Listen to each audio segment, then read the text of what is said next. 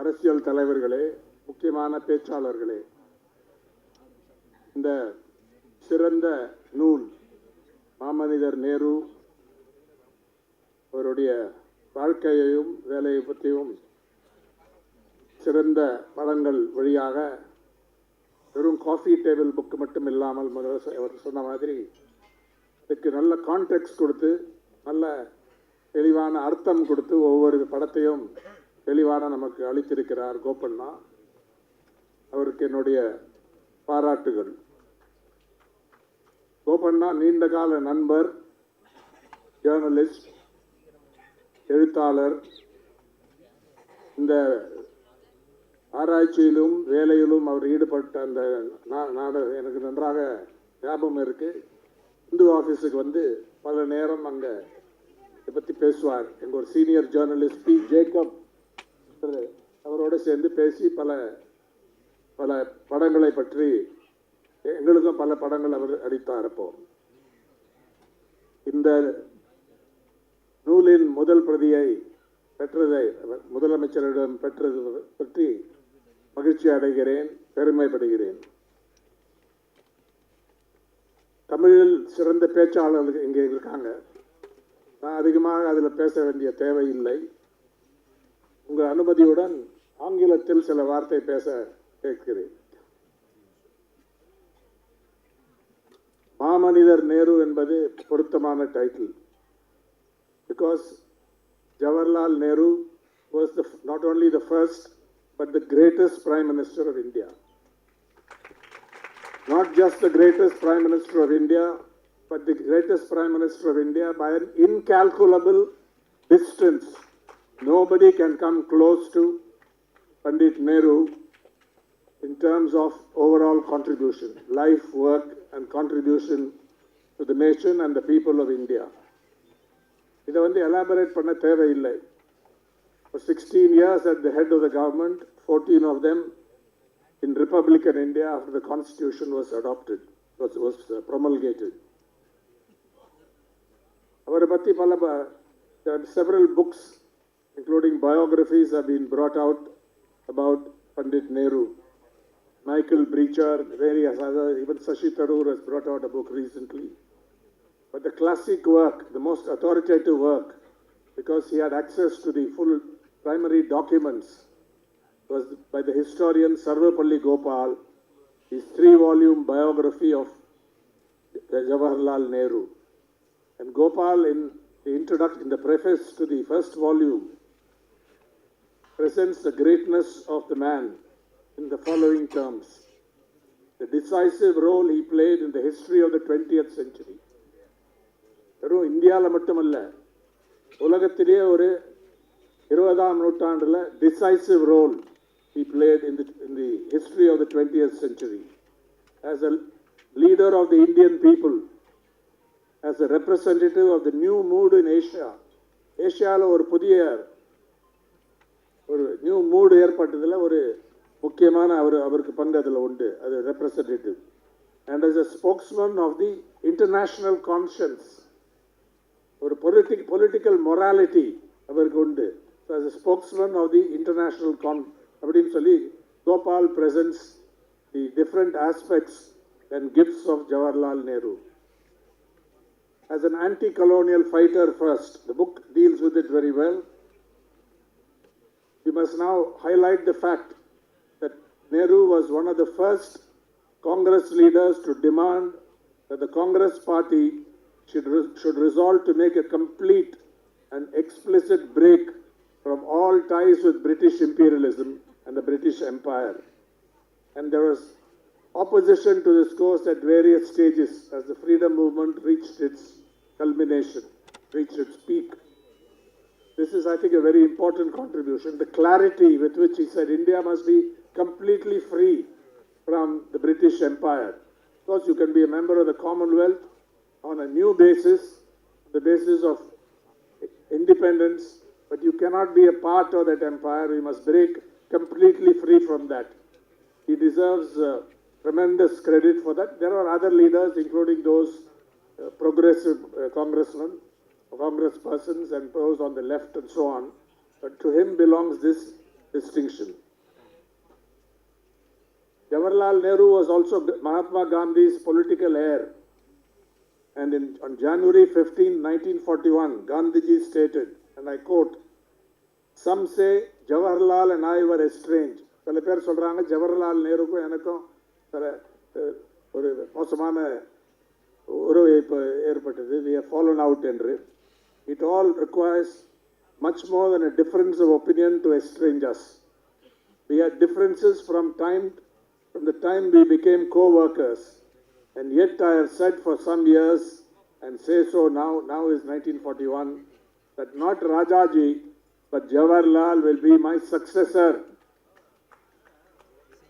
Jawaharlal Nehru was also a steadfast Republican, opposed to princely states, their privileges, the ways of the princes, the way they exploited the common people, and the way they used their armed forces and militias. And he deserves as much credit for the abolition of this highly negative feature of pre-independent India as anyone else, as Sardar Patel, B.P. Menon, and anyone else. Jawaharlal Nehru was very clear on that. He had many-sided gifts as a barrister, as a lawmaker, as a journalist, as a writer of important works, letters from a father to his daughter, an autobiography, the discovery of India, and many people haven't yet read his letters to chief ministers, which have been collected and brought out, which deal with a number of issues that came up in independent India. And Jawaharlal Nehru's address following the assassination of Mahatma Gandhi, his Tryst with Destiny speech, these will go down as history as some of the greatest speeches made by anyone in the world. I think enough has been said about his commitment to secularism. But what needs to be said is, he faced a lot of opposition even in those days, even from within the Congress party. And Jawaharlal Nehru stood apart. Of course, Gandhiji was a great champion of Hindu-Muslim unity. They spoke different languages. Jawaharlal Nehru was, if not an atheist, an agnostic. Gandhiji was a devout Hindu, committed to good relations with minorities, with Muslims in particular. He also admired many principles of Christianity, but they were one in upholding secular values. But Jawaharlal Nehru was extremely clear about it. Also, in championing other democratic rights, freedom of speech and expression, freedom of association, equality before the law for every individual without distinction of caste, color, creed or religion, protection of regional languages and cultures, safeguarding the interests of peasants and labor, abolition of untouchability, nationalization of industries, socialism, the establishment of secular India. This resolution he largely drafted, and which was ratified in 1931 by the Congress Party, the Karachi session. I was a student of history, and I greatly admire Jawaharlal Nehru's sense of history. Apart from being a history maker, he took a deep interest in history, and especially in the history of India. And Sunil Kilnani, in his excellent work, The Idea of India, has a lot to say about Jawaharlal Nehru's approach, not just to the idea of India, but to the past and how it connects with the future. So I think we must recognize today the way in which India's great modernizer, Jawaharlal Nehru, sought all his life to coordinate within the form of a modern state a range of values, a variety of values: democracy, religious tolerance, economic development, and cultural pluralism. We must also remember the fact that sometimes Jawaharlal Nehru was virtually alone in fighting for a particular idea or cause. He never gave up. That kind of courage, moral courage, political capability, charisma, all that carried the day, at least to a significant extent. Planned industrialization.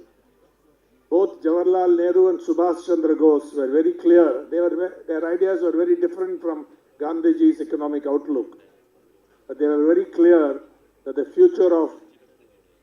future Indian state should commit itself to establishing what they referred to as key or mother industries.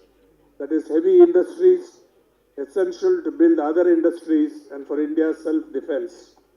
You may have different views about it, but nobody can question the fact that India's future development, economic development and industrialization was built upon this basis for which Jawaharlal Nehru should get primary credit as an architect. There are many other things you can say about him. His internationalist outlook, his championing of the values of non-alignment from which India has deviated. Of course, Gopal mentions in his biography that Jawaharlal Nehru was critical of Indian biographies. Most Indian biographers just eulogize their subject. Excessive praise for their subject, not critical. So in that spirit, we must also recognize the weaknesses of Jawaharlal Nehru's vision. I personally think he, along with many leaders, did not pay enough attention to the future of some of the freedoms which he was largely instrumental in enshrining as fundamental rights. Too many limitations on free speech and expression, freedom of association and so on. There's no time to dwell on this. Even Dr. Ambedkar shared the same view as Jawaharlal Nehru on this. But today you will say that freedom of speech and expression is not adequately protected by our constitution. We have a very distinguished senior counsel, my old friend, P. Chidambaram, former finance minister of India, former home minister. He may have something to say, perhaps here or elsewhere, on this subject. I don't want to dwell on it. And economic policies also reached a certain dead end later on, but we must not forget the fact that he laid the basis for India's future economic development. No account of Jawaharlal Nehru can be complete, and I just want to commend my friend Mr. Gopanna for undertaking this work, this strenuous work lasting several years, which he spent personal resources, spent a lot of time, a lot of intelligence in figuring out what the photograph meant, when it was taken and so on, getting the rights properly, so on.